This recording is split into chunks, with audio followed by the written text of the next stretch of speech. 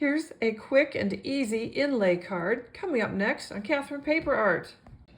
Okay, in today's video I'm using more Greetery products, and again I'm using the Nordic Hearts along with the folk heart sentiments. I'm really just using the tiny little heart here, and also using the Bunny Kisses die and tulip die. And I'm using the tulip die just as a stem for the bunny to hold.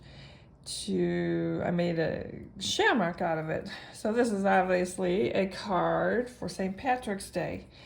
And so what I'm going to do is continue to die cut and color up my bunny. I'll do that off screen and I'll be right back. Okay, I have my card and ready to go, except I have not glued my bunny rabbit down, nor have I glued these tiny little hearts down. I don't know if you could see, but those are tiny little hearts. I'm going to stamp out a sentiment and then die cut that, and then I'll position that somewhere here so these things can be adjusted some.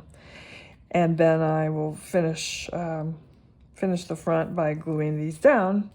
And before I glue those down, actually, I'm going to stamp a sentiment on the inside as well. So I'll do all that and be right back. So here's my finished card. I heat embossed a sentiment in gold, just says Happy St. Patrick's Day. I added some details to my bunny, and I stamped a sentiment inside that says, "May your blessings outnumber the shamrocks that grow." I added a couple little hearts there. And it's a very simple inlay card, so easy to do. I hope you like this video, and thank you for watching.